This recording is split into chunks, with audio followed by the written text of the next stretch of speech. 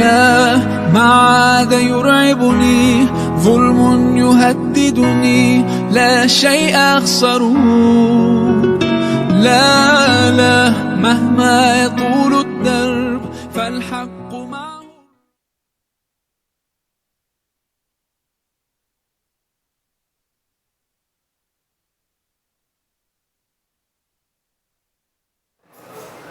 Bismillahirrahmanirrahim.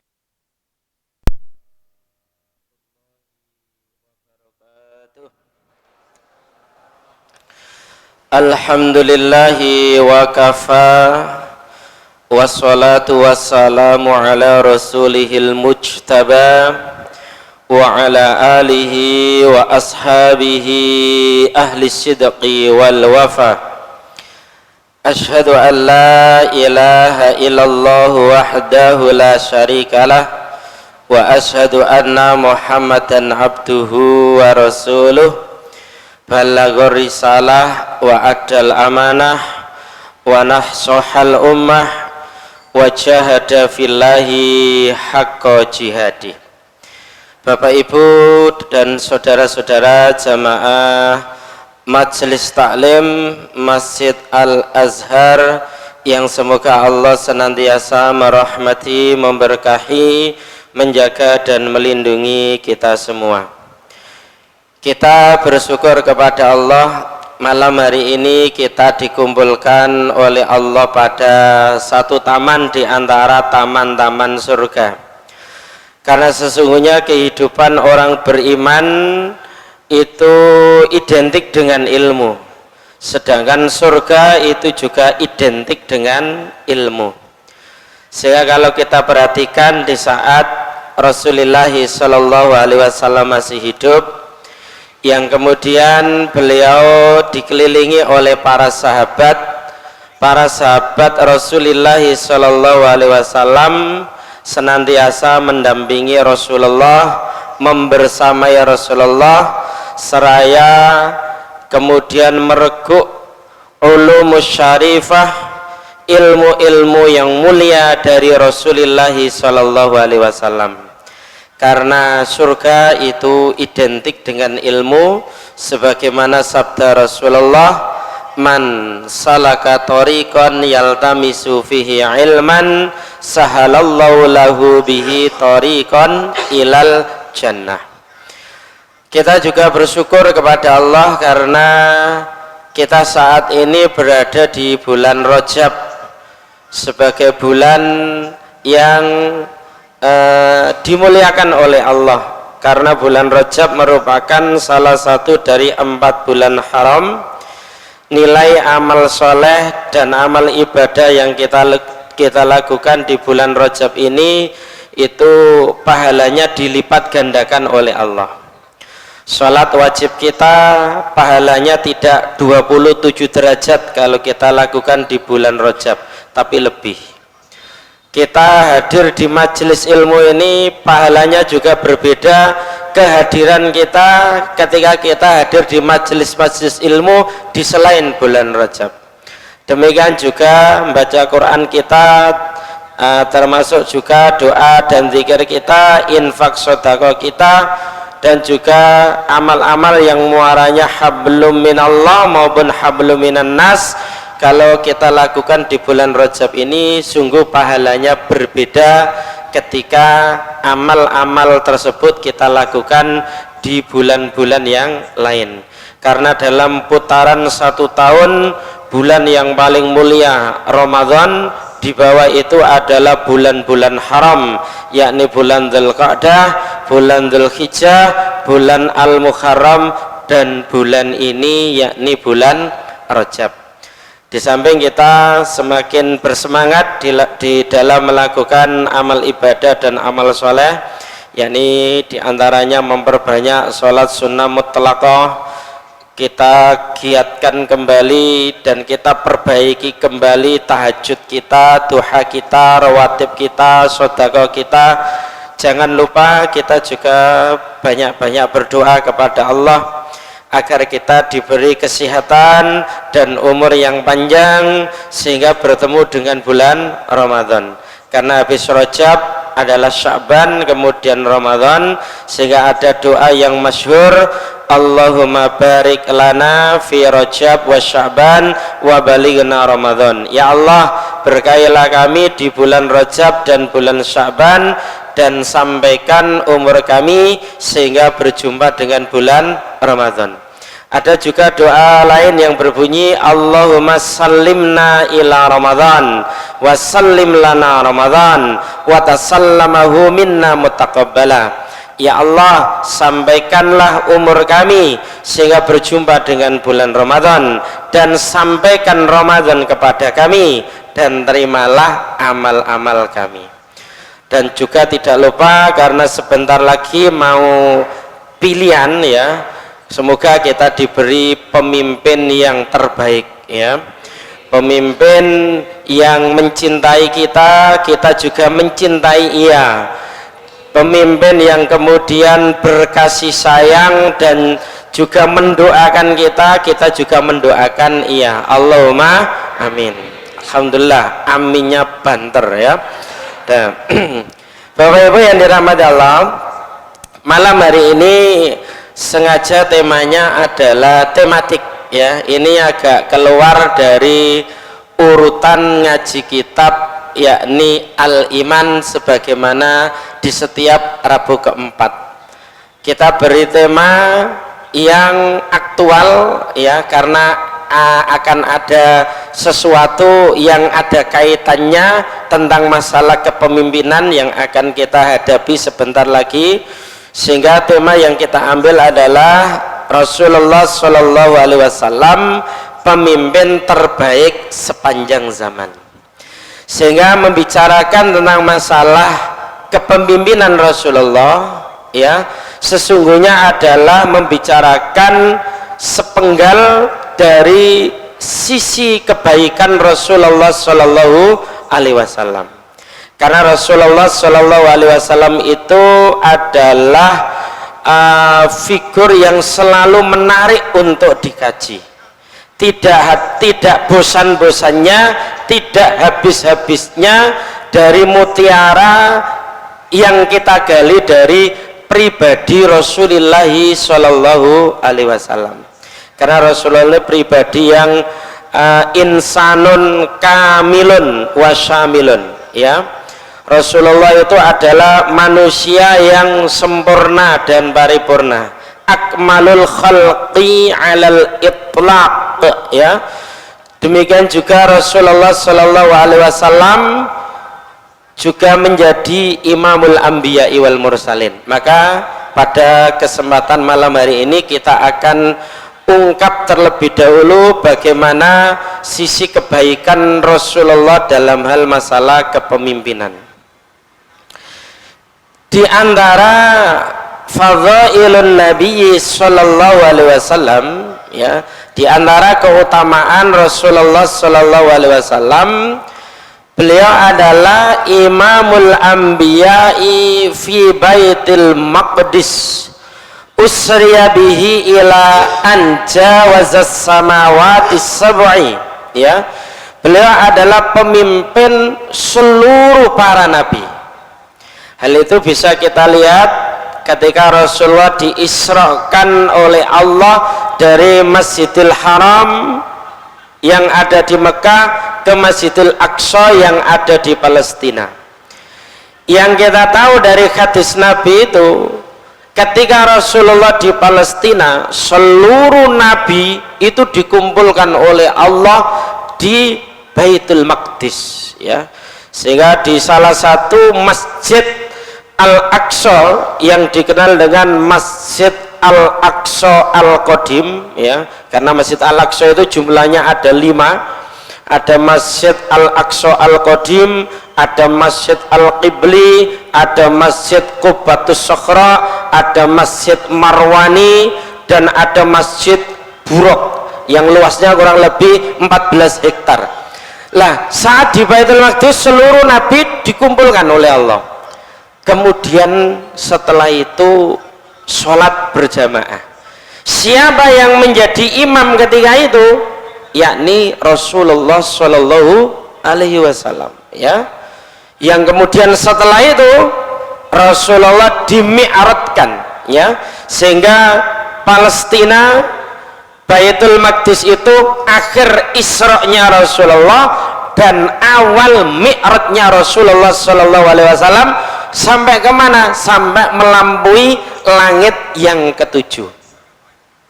Rufi'a ala sa'iril anbiya wa ju'ila sayyidu wulida Adam ajma'in, ya.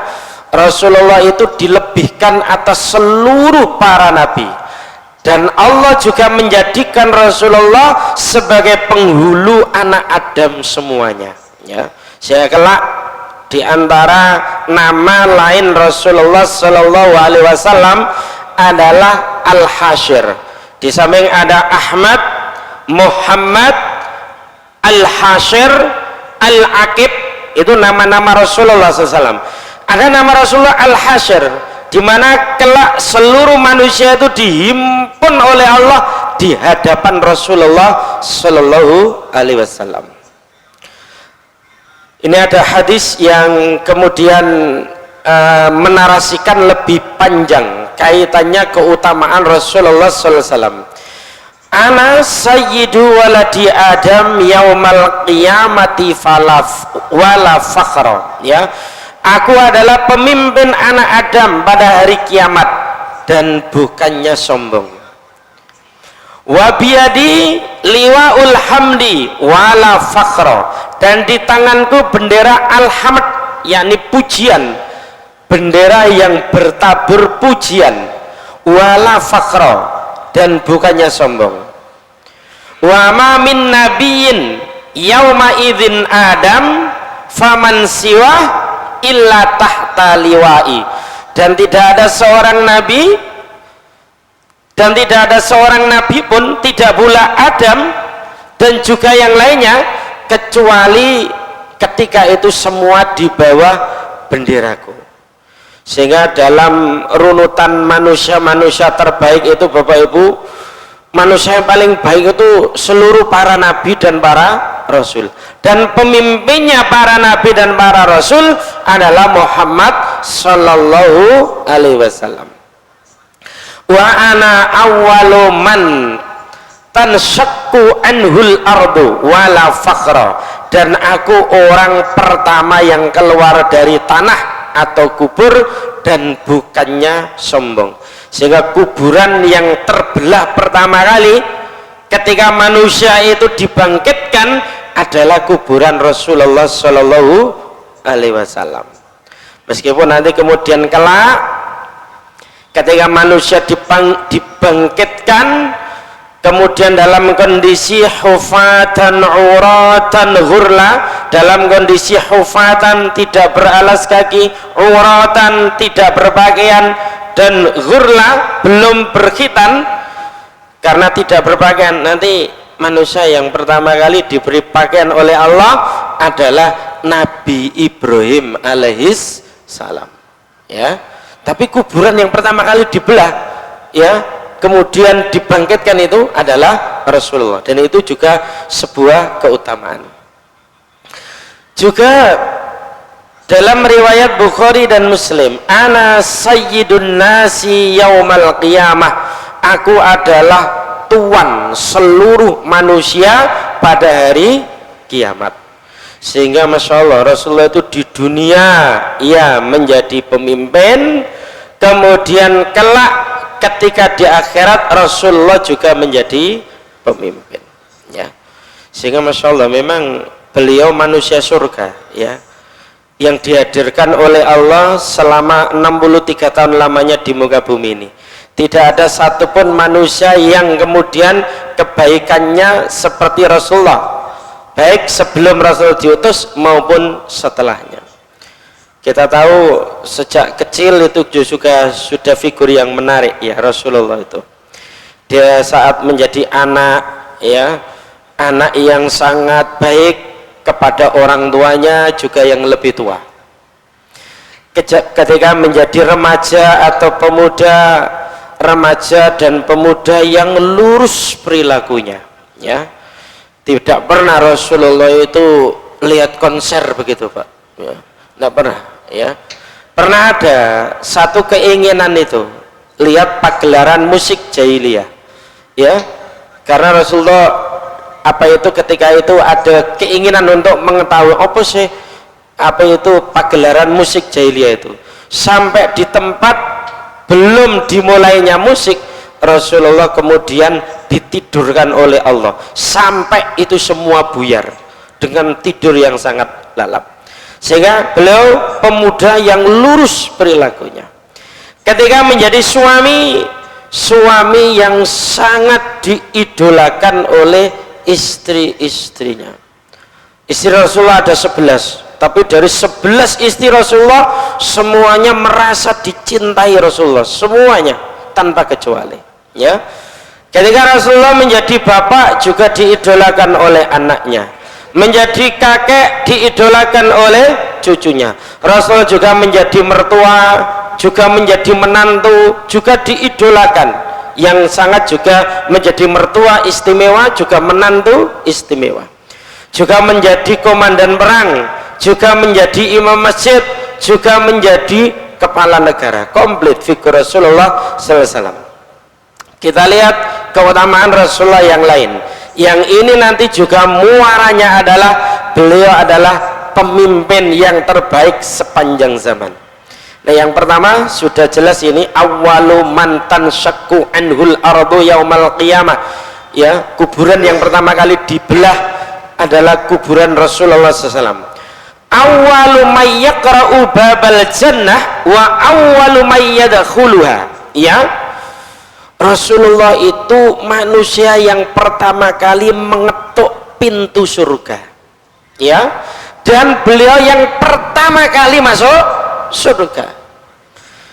Semua manusia sebelum masuk surga itu mesti melewati sirat, ya. Itu Quran surat Maryam ayat 71. Wa im minkum illa wariduha kana ala rabbika hatmam maqdiyah. Dan tak satu pun di antara kalian kecuali pasti menghampiri neraka, dan itu adalah sesuatu kepastian yang telah ditetapkan oleh Rabb kalian. Apa makna tak satu pun di antara kalian kecuali mesti menghampiri neraka? Maryam ayat 71 itu. Ternyata setiap orang sebelum masuk surga itu mesti melewati sirat, Bapak Ibu, mesti melewati sirat. Dan ketika berhasil telah melewati sirat, ternyata tidak langsung ke surga. Manusia singgah sebentar di jasar. Jasar itu antara sirat dengan surga. Kenapa kok singgah di jasar? Karena kelak yang pertama kali mengetuk pintu surga dan membuka pintu surga adalah Rasulullah, karena kunci surga itu dipegang oleh Rasulullah Shallallahu Alaihi Wasallam. Nah, ini saya awwalu may yaqra'u babal jannah.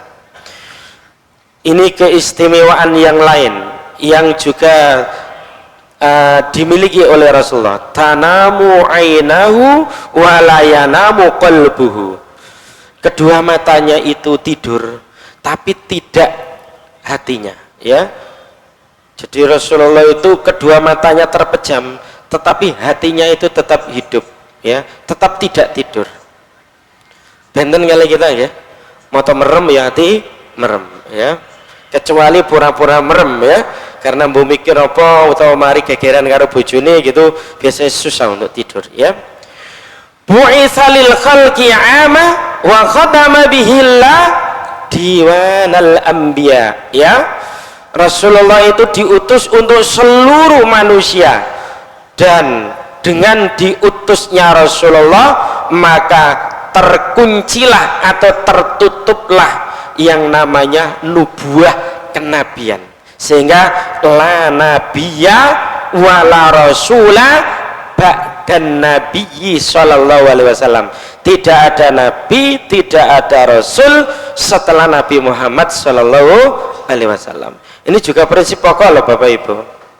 Kenapa? Karena kelak di akhir zaman akan banyak para penipu, para pendusta, para dajjal yang kulluhum yas'umu annahu nabi, yang semuanya nanti akan mengaku sebagai nabi, padahal tidak ada nabi setelah Nabi Muhammad.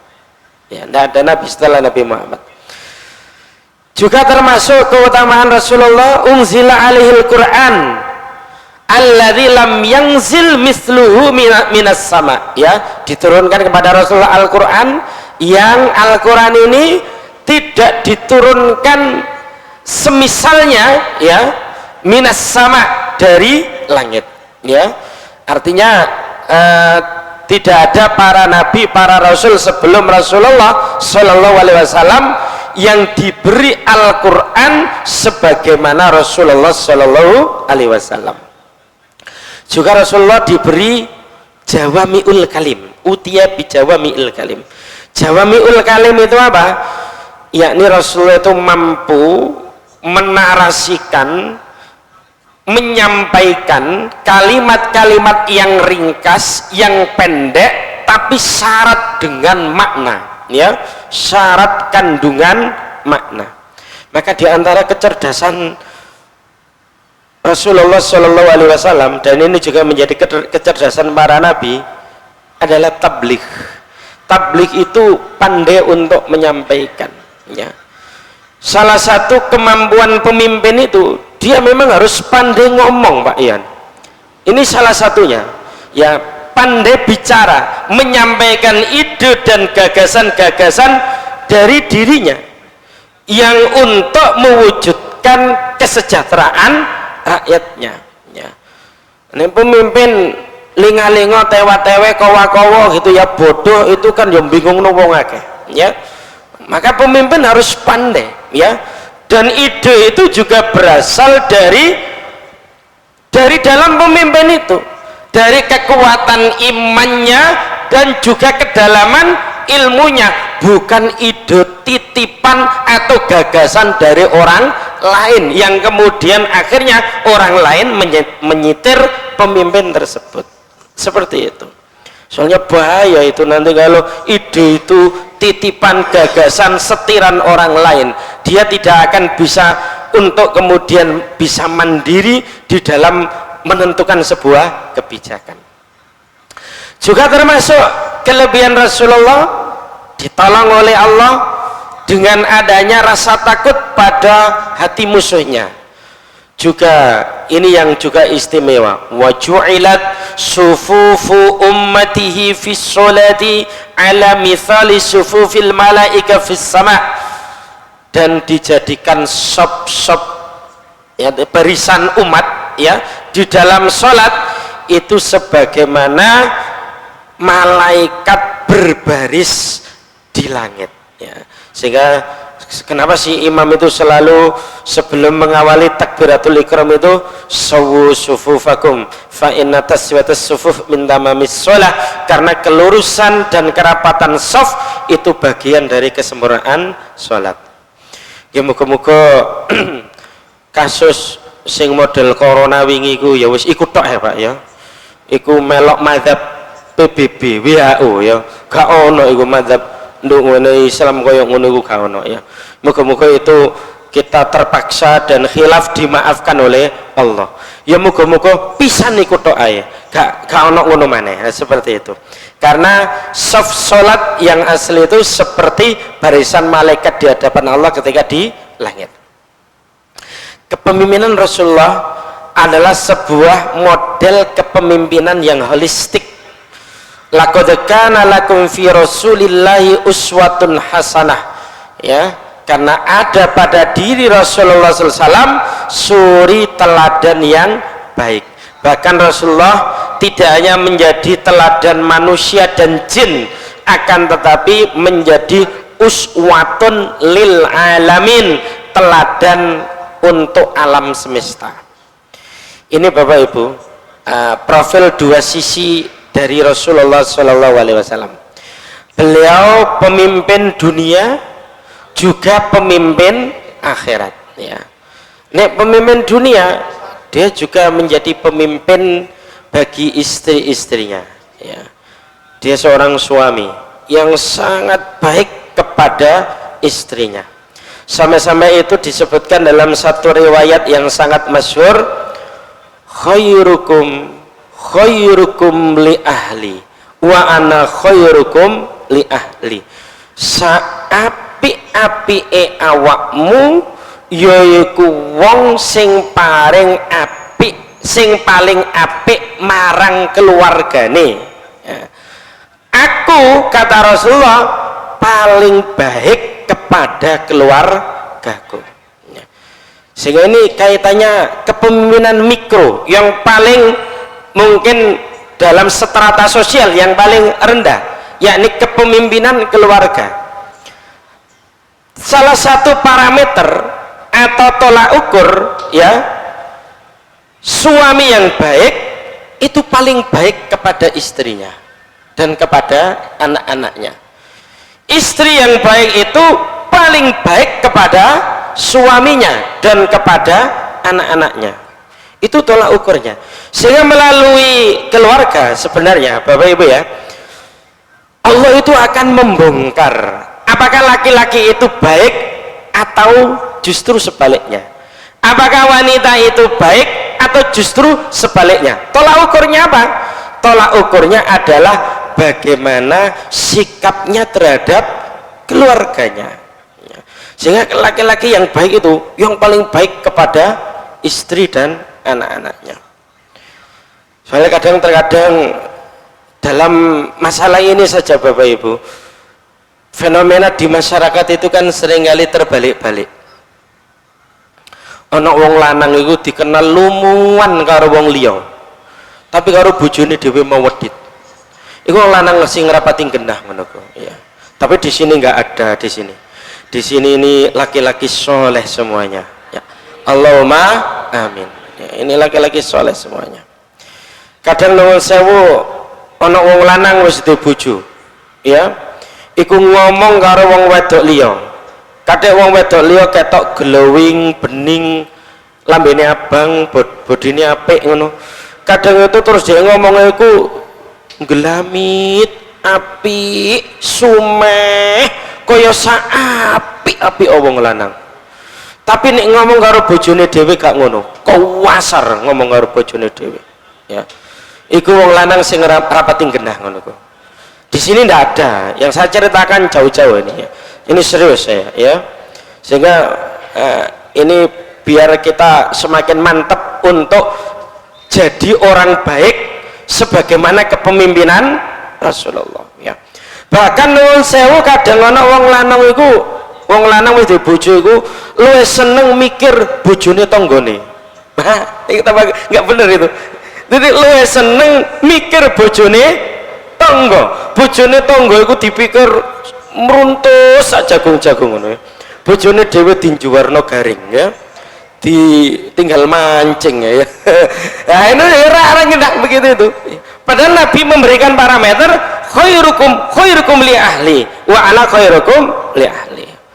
Nah, ini ngomong ngono ibu-ibu ini perlu digarap juga ya. Tapi ibu-ibu ini juga baik-baik di sini. Tidak ada yang seperti saya ceritakan ya. Kadang ada seorang wanita, ia sudah punya suami.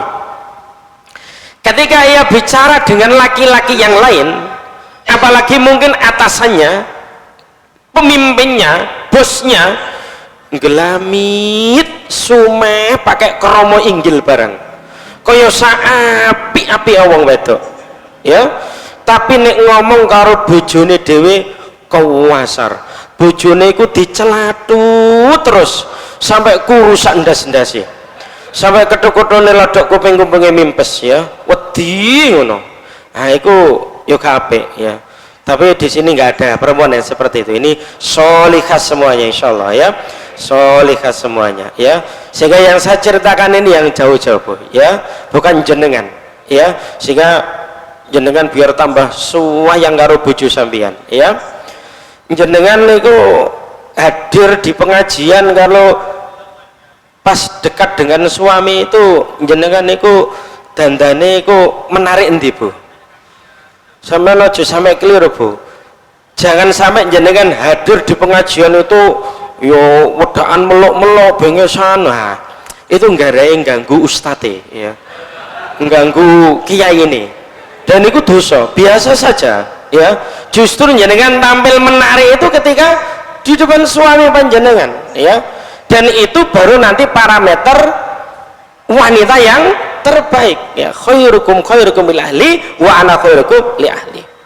Ini yang tadi kita katakan, dia Nabi Muhammad ini ya ayah, ya kakek, orang tua, mertua, ya, yang menantu.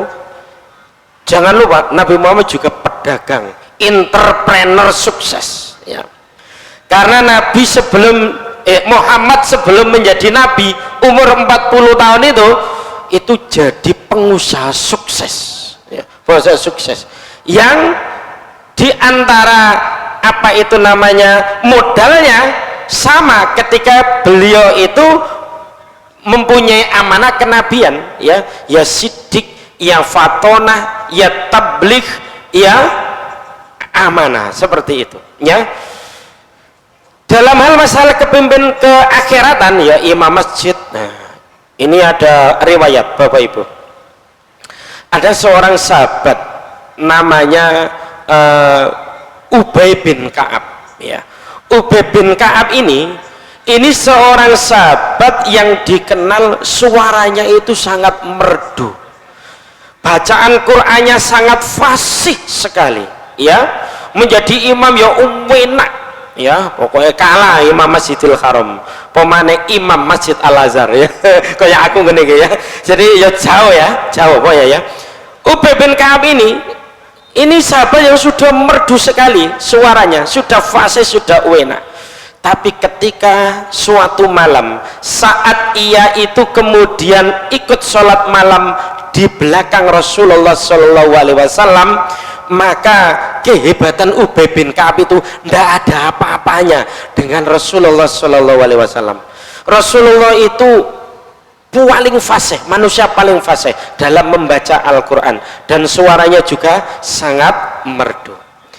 Dari sini kemudian kita memahami sebuah kepemimpinan yang sangat holistik.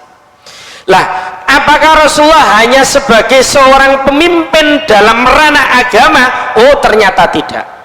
Rasulullah juga pemimpin negara. Nah, ini yang harus dimantapkan. Rasulullah itu juga pemimpin negara, Bapak Ibu. Buktinya apa? Buktinya adalah perang yang terjadi pada zaman Nabi. Perang yang terjadi pada zaman Nabi itu sebanyak 66 kali, ya, 66 kali, 28 ghuzwah, di mana peperangan itu langsung dipimpin oleh Rasulullah. Kemudian 38 kali itu syariah, Rasulullah mengutus dari apa itu tentara-tentara itu, ya. Padahal adanya tentara dan armada perang untuk kemudian memerangi mereka yang kafir, yang zalim, itu menjadi bukti yang nyata bahwasanya Rasulullah adalah pemimpin negara.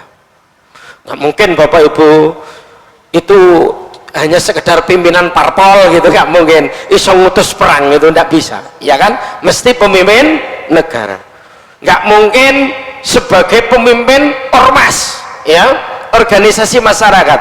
Nah, soalnya ini seringkali ada orang yang menaruh keraguan-raguan seakan-akan Rasulullah bukan pemimpin negara, padahal salah satu buktinya bahwa Rasulullah pemimpin negara adalah peperangan yang terjadi pada zaman Rasulullah SAW. Dan ingat, Rasulullah juga mempunyai liwa, juga mempunyai royah. Liwa itu bendera, sedangkan royah itu adalah panji, yang bentuknya ada dua. Ada yang dasarnya putih, tulisannya hitam.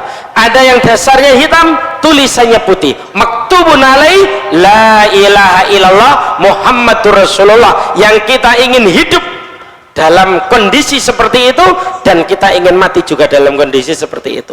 Itu benar liwat dan royanya Rasulullah Shallallahu Alaihi Wasallam. Itu juga menunjukkan bukti yang sangat konkret bahwa Rasulullah adalah juga pemimpin negara.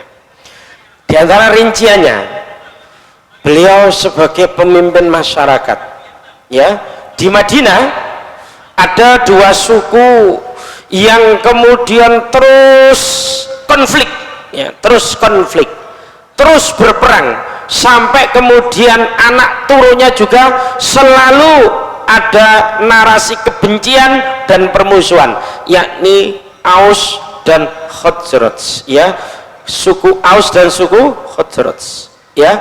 Saat Rasulullah Shallallahu Alaihi Wasallam hijrah di kota Madinah itu, kedua suku ini kemudian betul-betul dipersaudarakan oleh Rasulullah Shallallahu Alaihi Wasallam, ya.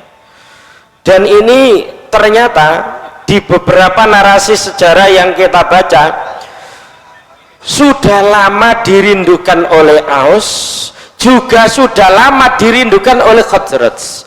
Karena Aus tidak mau dipimpin oleh Khazraj, Khazraj juga tidak mau dipimpin oleh Aus ketika itu, ya.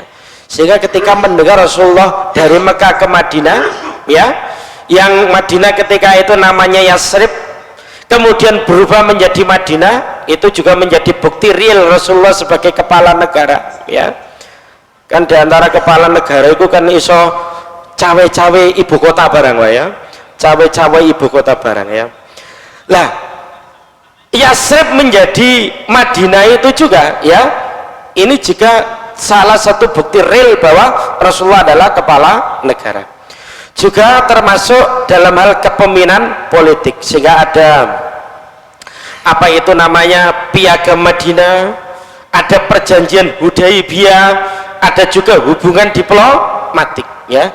Nek kaitannya perpindahan Hajar Aswad ke tempat asal, ini kaitannya ketika Rasulullah berumur, ketika umurnya Rasulullah 35 tahun, belum menjadi Nabi dan Rasul, ya.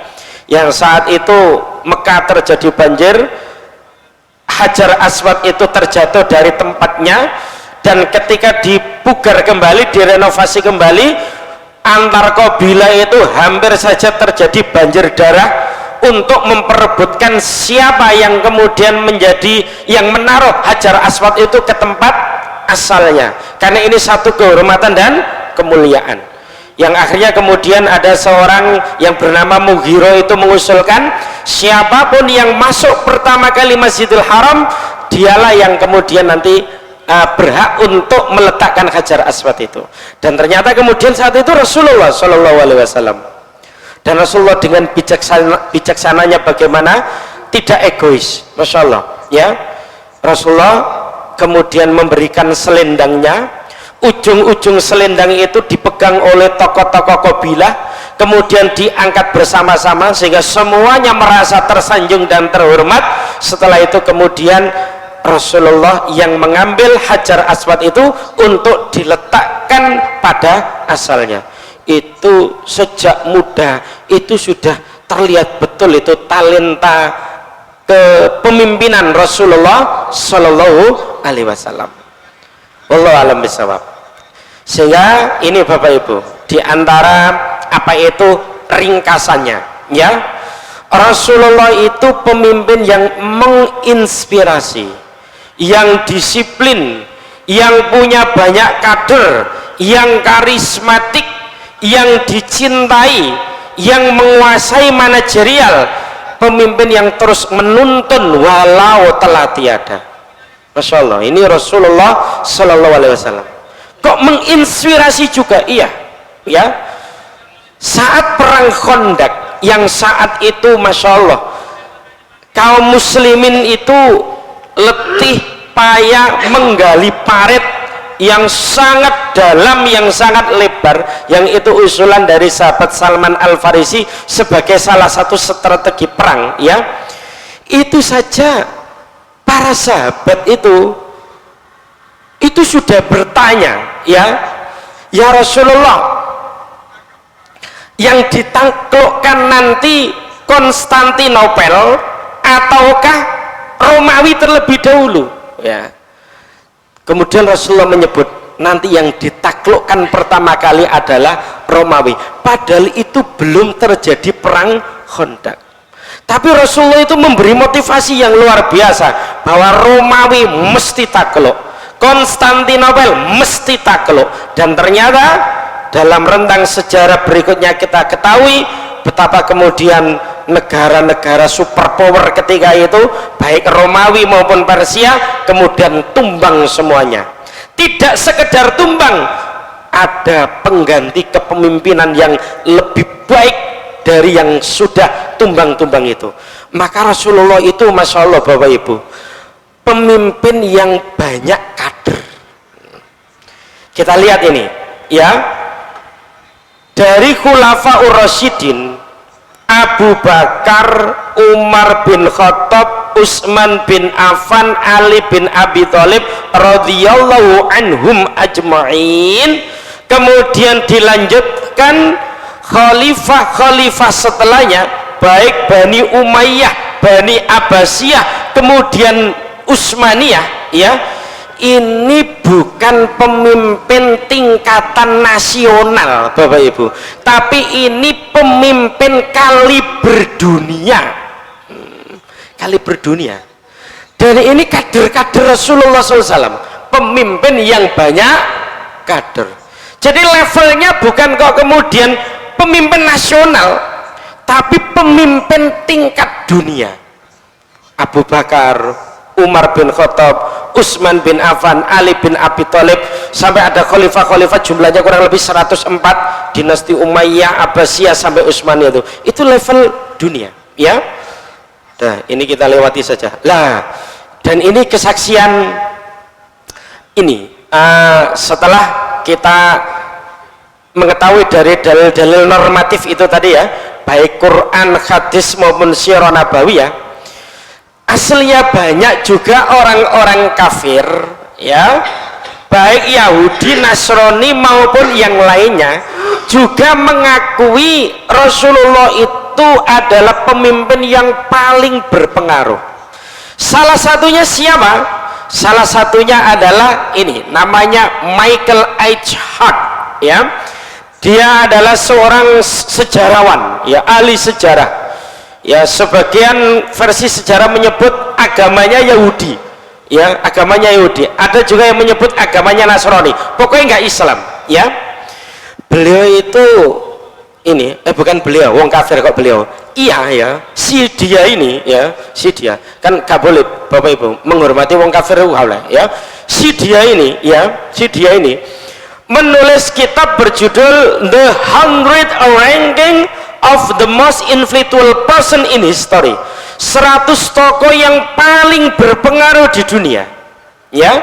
Padahal ini agamanya Yahudi. Di situ dia mengumpulkan manuskrip kuno ya, literasi, referensi yang sangat menguatkan untuk menulis buku ini. Pakai riset dan survei kurang lebih 25 tahun lamanya. Artinya ketika mengarang buku ini tidak copy paste, ngambil sana comot sana, tidak begitu, pakai riset dan survei. Dan sangat meyakinkan bahwasanya Michael H. Hart ini kemudian menempatkan Rasulullah itu sebagai manusia yang paling berpengaruh di dunia nomor 1. Sahabat-sahabatnya Michael ini banyak yang protes, dari Yahudi protes, dari Nasrani protes. Kenapa kok tidak Musa atau Uzair jadi nomor 1? Kenapa kok tidak Isa yang nomor 1? Kenapa kok tidak Siddhartha Gautama yang nomor 1? Banyak protes-protes itu. Di antara jawabannya itu adalah dia menulis buku ini bukan asal comot ya, tapi pakai riset dan survei lebih dari 25 tahun baru muncul buku ini ya. Padahal ini orang kafir ya mengakui itu. Ini sudah saya. Wah ini belum nanggone intinya ini ya. Ini langsung ini aja Bapak Ibu. Lalu bagaimana calon pemimpin yang kemudian mestinya kita pilih yang akan datang itu? Maka calon pemimpin yang mestinya kita pilih adalah mempunyai sifat-sifat sebagaimana sifat-sifat yang dimiliki oleh Nabi ya. Satu, dia mesti muslim, harus Islam Bapak Ibu. Kenapa? Karena ada kurang lebih 12 ayat larangan memilih pemimpin kafir, larangan memilih pemimpin fasik, larangan